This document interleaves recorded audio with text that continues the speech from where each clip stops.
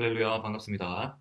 오늘은 가스펠 프로젝트 7과 10계명 이웃을 사랑하라입니다. 본문은 출애굽기 20장 11에서 17절까지. 오늘은 본문이 조금 짧네요. 자, 먼저 본문 구조 제가 PDF 파일 드릴 건데요. PDF 파일에는 10계명에 대한 거 지난주에 했던 거 함께 그렇게 기록되어 있습니다. 참고하셔서 보시고요. 그리고 오늘은 20장 12절에서 17절까지 사랑과 이웃에 대한 6가지 계명을 수여하시는 그런 장면을 나옵니다. 먼저 12절에 내 부모를 공경하라. 그리고 12절 초반부에는 부모를 공경할 것을 명하시고요. 그리고 12절 후반부에는 장수의 축복을 받게 될 것이라고 그렇게 약속하십니다. 13절에는 살인하지 말라. 14절 간음하지 말라. 15절 도둑질 하지 말라. 그리고 16절에 내 이웃에 대하여 거짓 증거하지 말라. 17절에 내 이웃의 모든 소유를 탐내지 말라라고 그렇게 말씀하셨습니다. 자, 본문의 의미 한번 보겠습니다. 자, 이웃에 대한 6가지 계명. 자, 이 핵심 의미를 한번 살펴보겠습니다. 먼저 하나님께서는 자신을 향한 4가지 계명을 우선시하셨죠. 자, 그리고 다음 6가지 계명은 사람에 대한 계명인데, 이 계명은 하나님의 형상으로 지음받은 독특하고 유일한 피조물, 즉 우리 사람에 대한 계명들입니다. 인간이 하나님의 형상으로부터 그리고 그 생명으로부터 지음받은 영적인 존재라는 의미에서 하나님과 전혀 무관하지 않는 그러한 계명이라는 겁니다. 첫째로 내 부모를 공경하라. 자, 부모는 단순히 자신을 이 땅에 태어나게 한 생물학적인 그런 매체 혹은 이 땅에서 양육하고 지원하는 물질적인 후원자 정도의 존재가 아니죠. 아무리 우리가 찰스 다윈의 진화론을 믿는다 하여도 아무리 또 이 세상에 또 기존나 그러한 사상들이 철학들이 어, 무신론으로 가고 그리고 유물상환적인 그런 시각을 가졌다 하더라도 실제로는 부모나 우리를 동물적인 그러한 생물학적인 존재로만 보지 않고 영적인 존재로 그렇게 많이 보고 있죠. 아무리 이 철학이 바뀌고 또 사회가 바뀌어도 부모와 자식 간에 알 수 없는 그 끈끈한 그런 사랑과 정, 모성애 또 자식이 부모를 그리워하는 그런 감정 등등은 실제로 존재하고 있다는 거예요. 그래서 이것이 하나님과 무관하지 않고 영적인 존재가 하나님을 찾고 갈망하듯이 이 내 부모를 공경하라. 이것은 인간 사회에서는 가장 하나님과 근접하고 하나님과 가장 가까운 그런 권위를 가진 게 바로 부모이다. 그래서 이 부모는 하나님이 그 권위를 부여하신 그런 존재예요. 인류가 그 부모와 자식이 남남처럼 그렇게 살아왔던 적은 거의 없다는 거예요. 대부분의 이 세상의 부족과 민족이나 그러한 아무리 미개한 종족이라도 부모가 있고 또 자식이 있는 거죠. 그래서 절대 불변하는 그러한 불문율의 원칙처럼 하나님이 그 부모의 권위를 우리에게 부여하셨고 그래서 이웃에 관한 그 계명의 첫 번째 5계명으로 내 부모를 공경하라라는 이러한 계명을 주셨다는 겁니다. 자, 예수님께서는 유대인들을 꾸짖으셨는데요. 그 이유가 부모님을 정성스럽게 섬기고 정성을 다하여야 하는데 이러한 진리를 무시한 채 아버지나 어머니에게 드려야 할 것을 제대로 드리지 않고 하나님께 드림이 되었다라는 의미로 고르반이라고 말하였던 이 당시의 유대인들을 크게 꾸짖으신 그러한 일이 있습니다. 따라서 제5계명은 자식들이 부모에게 경의를 표하며 또 복종과 의무를 감당해야 되는 겁니다. 부모에게 복종해야 되고 또 의무를 이행해야 됩니다. 그것이 하나님이 기뻐하시는 거죠. 하나님께서 기뻐하시는 일이 됩니다. 자, 에베소서 6장 통하여 바울은 제5계명이 육신의 부모뿐 아니라 상전, 즉 권위자들에게도 또한 잘 복종하고 순종할 것을 이야기하고 있는데요. 에베소서 6장 5절에서 9절입니다.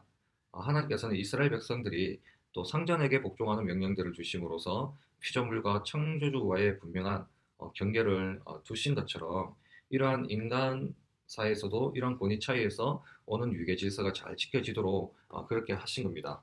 내 부모를 공경하라라는 이 계명이 신약에 와서는 에베소서로 통하여서 어, 자, 6장 제가 적어드릴게요. 6장 5절과 9절. 9절에서는 상전에게도 그렇게 할 것을 명령하십니다. 그래서 포괄적인 의미에서 이 5계명이 육신적인 부모뿐만 아니라 어, 그 인간 사이에 있는 모든 권위자들 상전에 대해서도 바울을 통하여 하나님께서는 순종하기를 그렇게 명령하고 계시다는 거죠. 두 번째 계명입니다. 살인하지 말라. 자, 살인하지 말라라는 이 계명은 부정어 로가 쓰였는데요. 이 로는 문장 서두에 나옵니다. 그래서 이 히브리어 문법으로 부정어가 가장 문장 서두에 나올 때는 매우 강력한 금지 명령으로 나타나는 거예요. 이 살인은 단순히 타인의 생명뿐 아니라 자신의 생명까지 끊는 자살도 포함되고요. 또 그리고 이 계명에서 알 수 있는 것이 첫째로 하나님께서 인간의 생명을 소중히 여기심을 깨달을 수 있습니다. 살인하지 말라.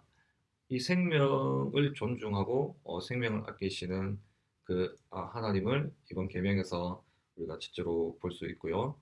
그리고 예수님께서는 형제를 미워하고 욕하는 행위조차도 살인죄로 간주하였습니다. 마태복음 5장 21절에서 22절에 그렇게 기록되어 있습니다. 존 칼빈은 기독교 강요 제8장에서 이 7계명의 의도에 대하여서 다음과 같이 정리하였는데요. 한번 들어보세요. 이 계명의 목적은 여호와께서는 각 사람마다 모든 사람의 안전에 유념해야 한다는 것입니다.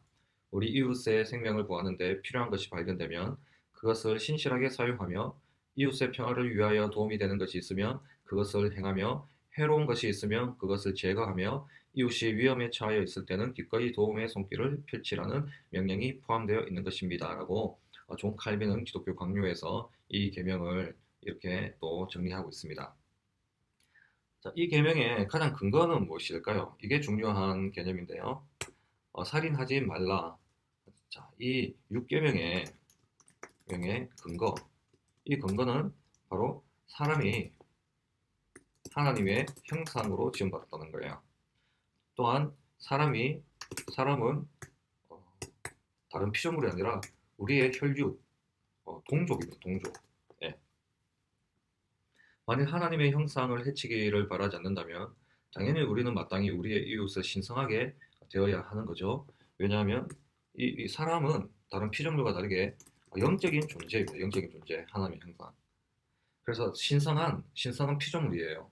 왜냐하면 인간의 존엄성과 가치가 바로 하나님의 형상으로 지음받았고 마땅히 그 생명이 하나님의 생명으로 불어넣으신 즉 영혼, 루하흐라고 하는 이 생명, 불어넣는 이 생명이기 때문입니다. 영적인 존재이며 하나님께서 주신 특별한 생명. 결국엔 이게 기독론과 이어지는 게 이게 바로 예수님의 생명으로 우리를 다시 살리시죠. 이 6계명에서 가장 중요한 부분들이 바로 제가 정리해드린 것처럼 하나님의 형상으로 지음받은 사람, 그리고 혈육인 우리 이 사람을 살인하거나 또 그런 하나님께서 주신 이 생명, 곧 이후에는 예수님께서 불어넣어 주신 또 새 생명, 이러한 생명을 자기 의지대로 또 끊는 그런 행위를 금지하고 있는 겁니다. 자, 제 3계명 간음하지 말라. 자, 이 계명에 사용된 간음이라는 히브리 원어 나하프는요, 모든 종류의 불법적인 성관계를 가리키는 단어 자나와는 다릅니다. 결혼한 자들이 부부가 아닌 다른 상대와 성관계를 갖는 것을 가리키는 그러한 용어로 한정되어 있습니다. 한편 예수님께서는 이러한 7계명을 좀 더 고차원적인 측면에서 해석하였는데요. 즉 육체적인 간음뿐만 아니라 마음속에 음욕을 품는 것도 간음으로 규정하고 금하셨다는 겁니다. 자, 정리해보면요. 간음하지 말라. 이건 부부관계에 국한되는 겁니다. 자, 그리고 육체적인 간음뿐만 아니라 마음속의 음욕, 품는 것도 안 됩니다. 자, 왜냐하면 이처럼 간음을 피해야 하는 까닭은요. 먼저 이는 하나님의 창조 원리와 또 결혼의 신성함을 파괴하는 행위이기 때문에 그렇습니다. 특히 예수님께서는 그 자녀들과의 관계를 무엇으로 비유하시고 계시죠? 네, 신랑과 신부라는 독특한 부부의 관계로 자주 묘사하시고 있기 때문에 이 부부의 성이라는 것은 절대 다른 상대와 관계하거나 침해당해서도 안 되는 것임을 잘 말해주고 있습니다. 존 칼빈은 이 계명에 대하여서 다음과 같이 서술했는데요. 하나님은 결혼을 제정하셔서 이 문제에 대해서 우리를 위해 필요한 방도를 충족히 마련해 주셨고 그 권위 아래에서 시작된 결혼의 교제를 축복으로서 거룩하게 하셨습니다. 그러나 남녀에게 있어서 이 결혼이 육체 안정과 편의를 위하여 소홀히 되어서는 안 됩니다. 또한 결혼이 무절제를 위반시키는 것이 되어서는 안 됩니다. 즉 결혼한 부부들은 자기들에게 모든 것이 다 허용된다는 식으로 생각해서는 안 되며 남편은 자기 아내를 또한 아내는 자기 남편을 악으로 대하여서는 안 되고 각각 그리스도를 대하듯이 대하여야 합니다. 그리고 부부는 각자의 경건의 모든 의무들을 더욱 신속하게 감당하며 그 일을 위하여 준비를 잘 갖추어야 합니다라고 이렇게 서술한 부분들이 있어서 말씀드렸습니다. 그러니까 이 가늠하지 말라는 어, 부부 관계에 국한되었다는 것을 좀 중요시 여겨야 됩니다. 그리고 예수님께서 부부 관계로 자신과 그 백성들을 양들이라고 할까요? 양들의 관계를 설명하시기 때문에 이 부부의 관계는 예수님의 신앙을 지키고 믿음을 지키듯 해야 한다는 겁니다. 말라 다음에 도적질 하지 말라 이 계명을 제가 녹화 중에 생략해 버렸네요. 다시 추가합니다. 자, 도적질 하지 말라. 이 성경의 전체적인 가르침으로 볼 때 이 계명은 동의 없이 형제들의 물질을 훔치거나 피해를 주는 경우만을 일컫지 않습니다. 자, 보다 포괄적으로 이해해야 하는데요. 이는 정신적으로 형제를 속이고 기만하는 행위, 그리고 형제에게 마땅히 주어야 할 분깃이나 노임을 지불하지 않는 부도덕한 행위까지 모두 포함하는 것으로 보아야 합니다. 자, 불의함은 하나님께 가장 가증스러운 것이죠. 그래서 우리는 각 사람이 소유한 것을 그 사람에게 돌려야만 합니다. 우리는 각 사람이 소유한 것이 그저 우연히 그 사람에게 주어진 것이 아니라 지극히 높으신 만유의 주께서 분배해 주신 거라는 것을 생각해야 됩니다. 자, 도적질 하지 말라. 여기서 중요한 것이 자, 각 사람에게 하나님이 분깃을 주셨다는 거죠. 자, 이것은 하나님께서 힘 있는 자들이 연약한 자들을 냉혹하고도 비인간적인 법으로 압제하고 무너뜨리는 것을 친히 보고 계신다는 것을 알아야 합니다. 그러므로 우리는 각 사람이 자기의 처치와 위치에서 이웃에게 빚진 것이 무엇인가를 생각하고 그것을 갚아야 합니다. 즉, 이 계명은 단순한 물질의 손해를 말하는 것이 아니라 하나님께서 각자에게 주신 즉 내 것과 분명히 구분되어지는 경계를 허물거나 침범하거나 손해를 끼쳐서는 안 된다는 계명이에요.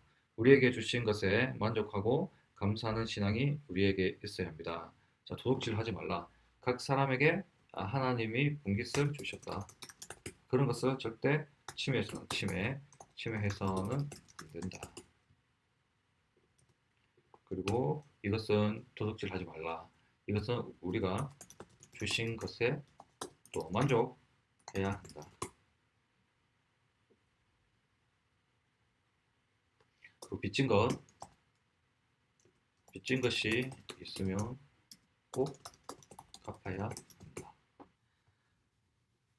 자, 네 번째로 5, 6, 7, 일곱 번째 계명입니다. 내 이웃의 모든 소유를 탐내지 말라. 아닙니다. 내 이웃에 대하여 거짓 증거하지 말라. 자, 이 계명에서 사용된 거짓 증거, 히브리 원어는 에드스 샤케르라는 이 말은 법정과 같은 공적인 자리에서 사실을 감추거나 축소, 변조 또는 과장하여 진실에서 떠난 모든 말과 행동을 일컫습니다. 이는 공의로우신 하나님의 거룩한 성품을 거스리는 것이므로 하나님이 심히 가증히 여기시는 그러한 악행입니다. 자, 이 이웃에 대해서 거짓 증거하지 말라 할 때 이 거짓 증거는 사실을 감추거나 축소, 변조 또 과장하는 그 모든 말과 행동. 자, 예수님께서도 거짓된 행위와 증언을 마귀와 연관시켜서 거짓 증언의 원인과 그 죄악성을 일깨워 주신 바 있는데요. 요한복음 8장 44절 너희는 너희 아비 마귀에게서 났으니 너희 아비의 욕심을 너희도 행하고자 하느니라. 저는 처음부터 살인한 자요 진리가 그 속에 없으므로 진리에 서지 못하고 거짓을 말할 때마다 제 것으로 말하나니 이는 저가 거짓말장이요 거짓의 아비가 되었음이라 라고 해서 이 거짓말이 분명히 그 악한 사탄 마귀에서 나오는 것임을 분명히 하셨고요. 이 계명 더 나아가 형제의 인격에 상처를 주는 중상모략까지도 또 험담도 이에 해당됩니다. 자, 이 계명을 주시는 그 이유와 또 의미 뭘까요? 중요한 부분인데요. 이 계명은 진리이신 하나님께서 거짓을 미워하시는 분이시기 때문에 그렇습니다.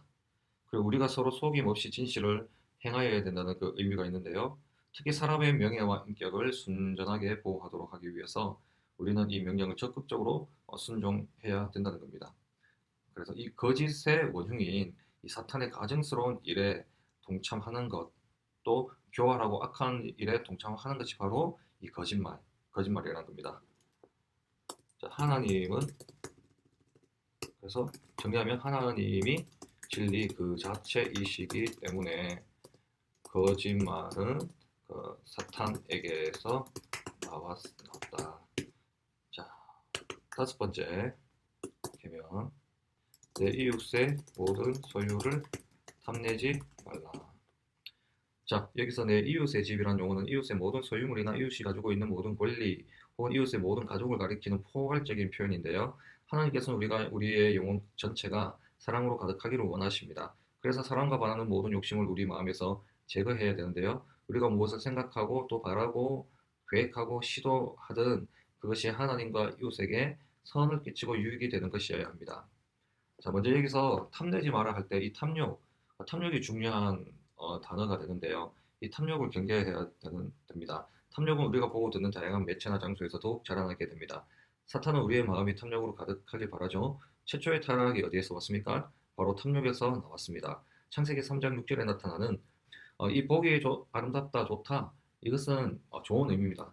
그러나 사탄의 그 유혹 이후에 하와가 가졌던 그 마음에는 탐스럽기도 하다.